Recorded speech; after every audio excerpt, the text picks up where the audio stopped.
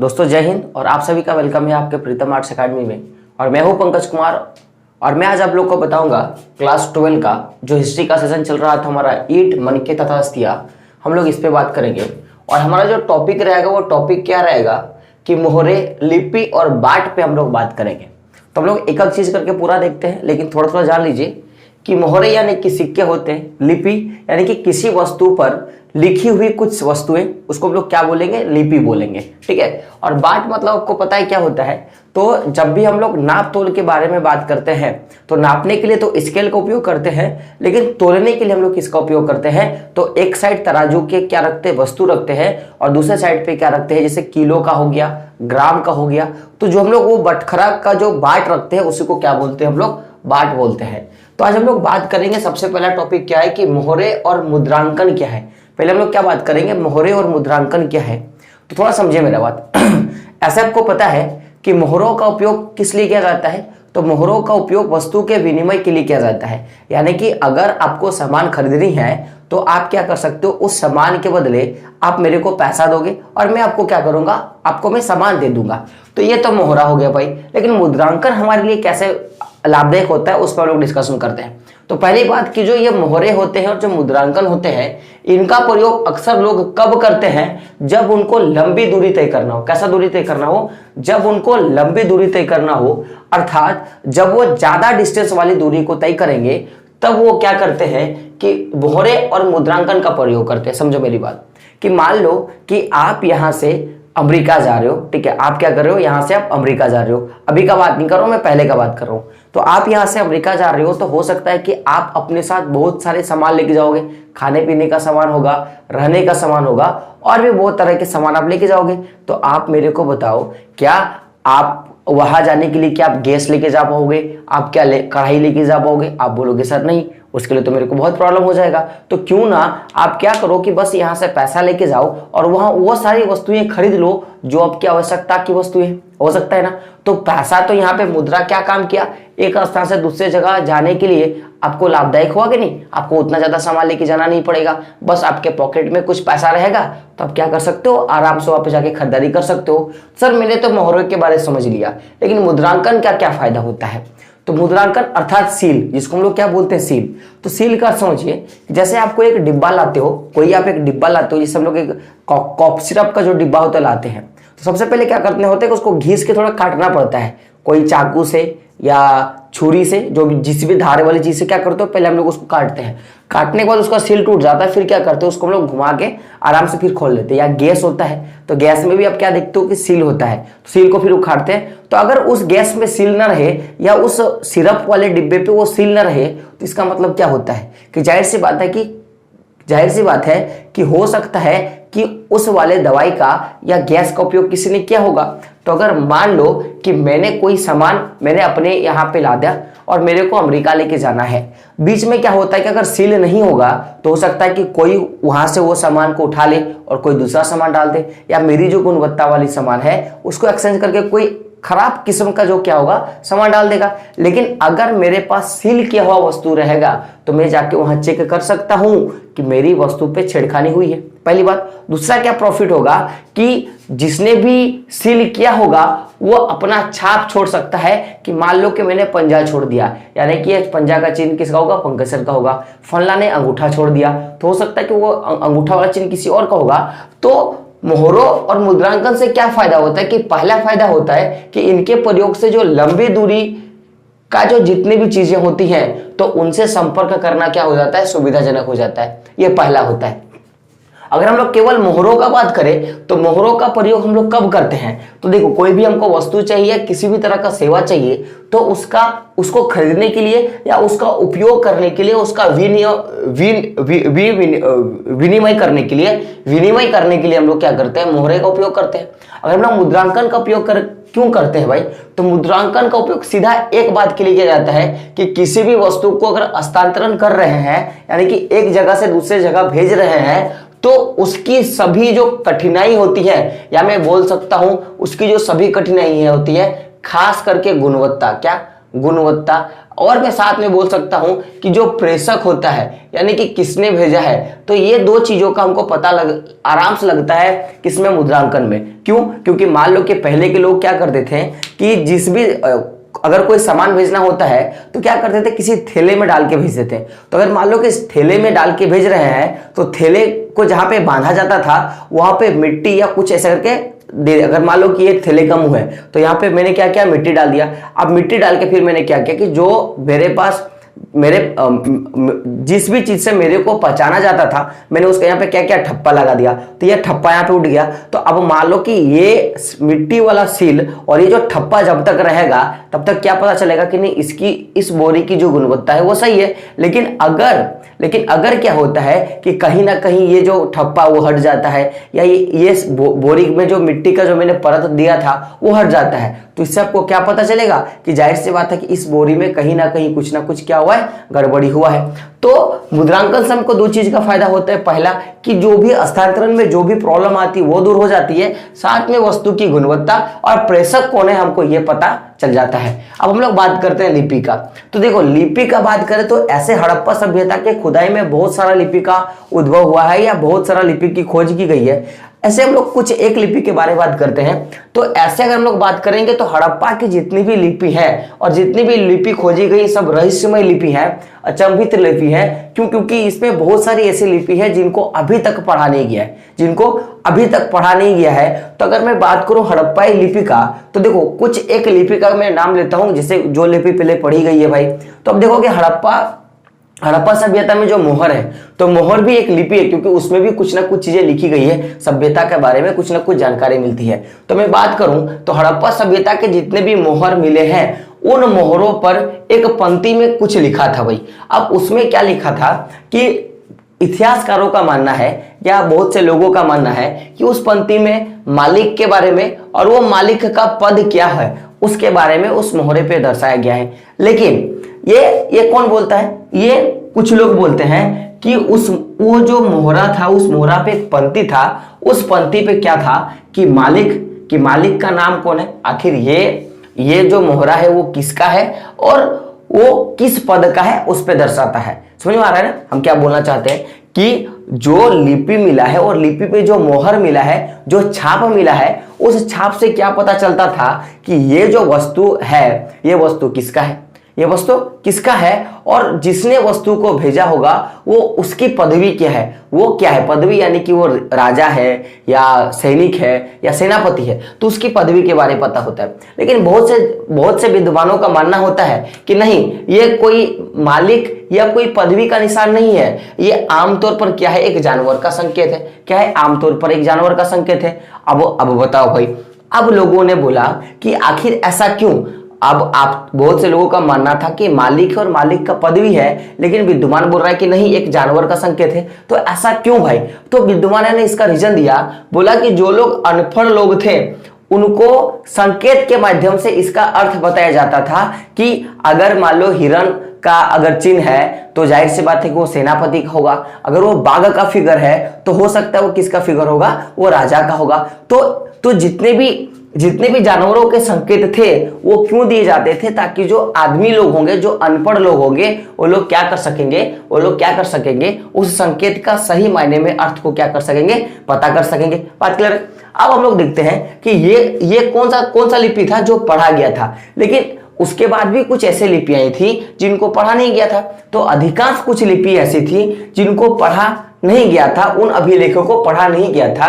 तो अगर उनको पढ़ा नहीं गया था तो सर कौन सा लिपि था भाई? तो मैं बात करूं, अगर उनमें से सबसे लंबी लिपि का बात करूं, ऐसा लिपि जो पढ़ा नहीं गया था और उनमें से सबसे बड़ी लिपि का मैं बात करूं तो उसमें कुल 26 चित्र था। कितना चित्र था?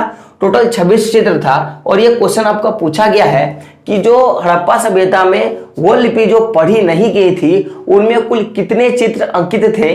तो टोटल 26 कितना 26 क्या था, चित्र अंकित था। अब हम लोग इस पे थोड़ा डिस्कशन करते हैं। तो जब इतिहासकारों को या विद्वानों को जब 26 चिन्ह का जब लिपि मिला या 26 चिन्ह का जब अभिलेख मिला तो उनके मन में एक शंका था कि वाकई में ये जो 26 चीन का जो लिपि है वो किस चीज का भाई, वो लिपि किस चीज का है। तो बहुत से विद्वानों को लगता था कि ये वर्णमाला का होगा, क्योंकि हम लोग जानते हैं कि ABCD में टोटल 26 अक्षर हो सकते हैं। तो लोगों के माइंड में खन का हो सकता है कि ये जो 26 अलग अलग तरह के जो चिन्ह मेरे को दिख रहे हैं, हो सकता है कि उस समय का वो क्या हो, वर्णमाला हो। क्या हो, उस समय का वो वर्णमाला हो। लेकिन जो भी चिन्ह हमको मिला है, जो भी चिन्ह हमको मिला है, उससे हम ये सेटिस्फाइड, एकदम 100% सेटिस्फाइड नहीं थे कि वो चिन्ह क्या है, वर्णमाला का है। तो लोगों को लगता था, विद्वानों को लगता था कि ये जो चिन्ह है वो स्वर अथवा व्यंजन वर्ण का होगा। किसका होगा, वॉयल का होगा या कॉन्सोनेंट का होगा। क्योंकि अभी हम लोग के पास क्या है, 26 तरह का ABCD है, तो उस तरह हो सकता है कि वहां भी पहले भी 26 तरह का क्या था, ABCD था। लेकिन अब बताओ कि केवल ABCD होने से होता है, और भी तो भाषाएं उपयोग किए जाती है ना। तो जब पूरा हड़प्पा सभ्यता को खोजा गया, तो कुल मिलाकर अगर मैं चिन्हों की संख्या का बात करूं, तो कुल मिलाकर 375 से 400, कितना, 375 से 400 तक क्या मिला मेरे को, 375 से 400 तक मेरे को क्या मिला, अलग अलग तरह के चिन्ह मिले। तो अब लोग बोल रहे हैं कि सर पहले 26 चिन्ह को हम लोग वर्णमाला बोले, लेकिन अब मेरे पास 375 से 400 तक मेरे पास क्या है, अलग अलग तरह के चिन्ह हैं। तो अब मेरे को आप बताओ, क्या सभी के सभी वर्णमाला है क्या, सभी के सभी वर्णमाला है क्या। तो अब विद्वानों के माइंड पे खनका, तो बोले नहीं, ऐसा संभव नहीं है, हो सकता है कुछ होगा, लेकिन यही जो संभावनाएं थी कि क्या वो वर्णमालाएं हैं। लेकिन अगर वो वर्णमालाएं हैं तो पहला अक्षर का मतलब क्या होगा, पहला चिन्ह का मतलब क्या होगा, दूसरे चिन्ह का मतलब क्या होगा, तीसरे चिन्ह का मतलब क्या होगा। तो इन्हीं बातों पे बहुत ज्यादा कंफ्यूजन था। ठीक है, तो यहां तक आपको समझ में आ गया। अब हम लोग बात करेंगे जो भी मोहरे थे या जो भी लिपियां थी वो किधर से लिखी जाती थी, वो किस तरह से लिखी जाती थी, हम लोग इस पे थोड़ा डिस्कशन करेंगे। अब हम लोग बात कर सकते हैं कि जो भी लिपि या जो भी मोहरे मिले थे हड़प्पा सभ्यता में, तो उनका जो लिखावट में बात करूं या जो लिखने का तरीका था वो कैसे था। तो सभी जितने भी मोहरे मिले या जो भी कुछ मिले हैं, उनसे ये अनुमान लगाया गया था कि पहले के लोग जो होते हैं वो दाईं ओर से स्टार्ट करते थे और बाईं ओर जाकर समाप्त करते थे। किधर से, दाईं ओर से लिखते थे और बाईं ओर जाकर समाप्त करते थे। और ये वाला जो काम है आज हम लोग भी करते हैं। आज जैसे ये कॉपी होता है, तो कॉपी में हम लोग किधर, बायां से लिखते हैं और दायां में खत्म करते हैं। जैसे कि मान लो कि ये आपका कॉपी है, तो कॉपी में हम लोग इधर से लिखते हैं और इधर आके खत्म करते हैं। यानी कि हम लोग, अगर मैं इस डायरेक्शन पे हूं, अगर मैं उत्तर की ओर मुंह करके खड़ा हूं, तो हम लोग पश्चिम से लिखना स्टार्ट करते हैं और पूर्व में खत्म करते हैं। यानी कि मैं बाएं से लिख के मैं दाएं में खत्म करता हूं। लेकिन पहले के लोग क्या करते थे कि दाएं से लिखते थे और बाएं में जाके खत्म करते थे। तो सर अब आप बोलोगे कि सर आप इतने कॉन्फिडेंस से कैसे हो कि हम लोग तो सर बाएं से लिख के दाएं में खत्म करते हैं, लेकिन पहले के जो लोग थे वो लोग दाएं से लिखकर बाएं में खत्म करता था। सर आप ये कैसे श्योर हो, आप ये 100% कैसे बोल सकते हो। तो मेरे पास उसका भी प्रूफ है। और प्रूफ क्या है, देखो सर मेरे पास इसका कारण है। कारण क्या है, ऐसा क्यों लगा, तो देखो रीजन क्या था कि जितने भी हमको मोहरे मिले थे उन पर दाईं ओर जो का अंतराल था वो थोड़ा चौड़ा था। यानी कि अगर मान लो कि मैं इधर लिख रहा हूं, यानी कि इधर थोड़ा चौड़ा था और इधर यानी कि बाईं ओर जाते जाते क्या होता, वो धीरे धीरे वो क्या था, पतला होता जाता था। तो ऐसा क्यों, तो बोला गया कि कुछ जो मोहरे थे वो दाईं ओर पे चौड़ा था और बाईं ओर पे क्या हो जाता था, वो धीरे धीरे संकुचित हो जाता था। तो सर ऐसा क्यों, आपको ऐसा क्यों लगा। तो लोगों का मानना था या विद्वानों का मानना था कि जब भी उत्कीर्ण करने का जब टाइम था, यानी कि जब लिखने का टाइम था, तो उस समय दाईं ओर से किसी को लिखना शुरू करता था, किधर से, दाईं ओर से लिखना शुरू किया। और बाद में क्या होता था वो कि बाईं ओर स्थान धीरे धीरे कम पड़ गया। क्या हुआ कि इधर से मान लो लिखना स्टार्ट किया और धीरे धीरे खत्म हो गया, तो फिर इधर क्या हो गया, कम स्थान पड़ गया। तो इसी कारण क्या होता था, ये छोटा होता था। तो जब इधर का भाग बड़ा है तो जाहिर सी बात है कि यहाँ पे क्या क्या क्या हो जाता था, छोटा हो जाता था। तो लिखने का जो काम था वो किधर से स्टार्ट होता था, वो किधर से स्टार्ट होता था, तो वो दाईं ओर से लिखी जाती थी। और ये क्वेश्चन पूछा गया क्वेश्चन है कि हड़प्पा सभ्यता की जो लिपि है वो किधर से, वो किस साइड से लिखी जाती थी। तो आपको क्या बताना है कि दाईं ओर से लिखी जाती थी और किधर समाप्त होता था, तो बाईं ओर जाके वो समाप्त होती थी। बात करें यहां तक। अब देखो, अब जब ये लिपि का जो लिखने का तरीका है या जो ये 26 प्रकार के जो भी चिन्ह मिले हैं और कुल मिला के 350 से लेके 400 प्रकार के जो मेरे को चिन्ह मिला है टोटली किसमें, हड़प्पा सभ्यता में। तो इससे हमको एक चीज मेरे को क्या पता चला कि हड़प्पा सभ्यता के लोग क्या थे, साक्षरता थे। उनके पास शिक्षा का ज्ञान था। क्यों शिक्षा का ज्ञान था? क्योंकि जितने प्रकार के हमको मोहरे मिले हैं उनमें क्या था, उनमें किसी ना किसी तरह का प्रिंटेड मिला है, किसी ना किसी तरह का अक्षर मिला है। जितने भी आप तांबे का औजार का बात करो, जितने भी तरह का तांबे की मिट्टी की क्या बात करो कि लघु पट्टिका की बात करूं, जितने तरह के लिखने के जो मेरे को सामान मिले हैं। और एक बात कि हड़प्पा सभ्यता में एक प्राचीन सूचना पट मिला है, यानी कि सूचना पट यानी कि देखो कोई महल था, महल के आगे पे एक कुछ मैं बोल सकता हूँ, एक महल के आगे पे एक इतना बड़ा बोर्ड था, तो यानी कि वहां पे एक सूचना पट मिला है। तो मेरे को अगर ये सारे चीज मेरे को पता चला है तो इससे मेरे को एक चीज का पता चलता है क्या, कि हड़प्पा सभ्यता में साक्षरता का, किसका, हड़प्पा सभ्यता में साक्षरता का, यानी कि लोग वहां पे शिक्षित थे, कुछ लोग अनपढ़ भी थे और कुछ लोग क्या थे, शिक्षित थे। यानी कि वहां पे पहले क्या था, शिक्षा की बात थी, लोग शिक्षित थे। क्यों? क्योंकि लोगों मोहरे का प्रयोग करते थे, उनको पता था कि 1 रुपया कौन है, 2 रुपया कौन है। लोगों को यह पता था कि तांबे का औजार कैसे बनाना है। लोगों को यह पता था कि कुछ की सूचना में क्या लिखा हुआ है, सूचना पट्टिका से पता चलता था कि उसने वो पढ़ना जानते थे। तो इससे मेरे को क्या पता चला कि हड़प्पा सभ्यता के लोग पहले क्या थे, शिक्षित थे। तो यहां से मेरे को पता चलता है। अब हम लोग बात किए, मोहरे पे बात कर लिए, लिपि पे बात कर लिए, अब हम लोग बाट प्रणाली पे बात करते हैं, यानी कि जो नाप तोल की जो प्रणाली थी हम लोग उस पर बात करते हैं। तो देखो जो बाट प्रणाली था तो वो क्या था, एक विनिमय प्रणाली था, एक विनिमय प्रणाली था। यानी कि लोग यहाँ पे वस्तुओं का क्या करते थे, आदान प्रदान करते थे। किसी को वस्तु चाहिए था या किसी को वस्तु खरीदनी थी तो वो पूरा सिस्टम हम लोग देखेंगे। तो जो बाट प्रणाली था वो कैसा था, विनिमय प्रणाली था। क्या था, एक विनिमय प्रणाली था जो बाटों के द्वारा नियंत्रण किया जाता था। यानी कि जो पूरा जो विनिमय प्रणाली है, यानी कि वस्तु के बदले वस्तु का, मैं बोल सकता हूं जैसे कि आपको कुछ वस्तु चाहिए, मेरे पास वो वस्तु है तो मैंने आपको वो वस्तु दे दिया और बदले में मेरे को जो वस्तु चाहिए आपने वो दे दिया। तो पूरा जो मैं बोलूंगा, जो पूरा ये प्रोसेस था, वस्तु का आदान प्रदान का जो प्रोसेस था वो किसके जरिए खत्म होता था, तो बाटों द्वारा खत्म होता था। अब बात आता है कि सर ये बाट जो है वो कैसे बनाया जाता था। अब क्वेश्चन आपके मन में आएगा कि सर आप मेरे को बताइए जो बाट है ये बाट कैसे बनाया जाता था। तो अगर मैं बात करूं बाट का, तो बाट एक चाट नामक, क्या, एक चाट नामक पत्थर से बनाया जाता था। किससे बनाया जाता था, एक चाट नामक पत्थर से बनाया जाता था। तो अब आपके पास क्वेश्चन आएगा कि सर आप बताइए कि जैसे हमारे पास यहाँ पे अगर किलो का बाट है तो उसमें 1 लिखा होता है, अगर 2 किलो का बाट है तो उसमें 2 लिखा होता है, अगर वो आधा किलो का बाट है तो उसमें 500 ग्राम लिखा होता है। तो सर पहले वहां पे क्या कोई निशान था क्या, तो नहीं।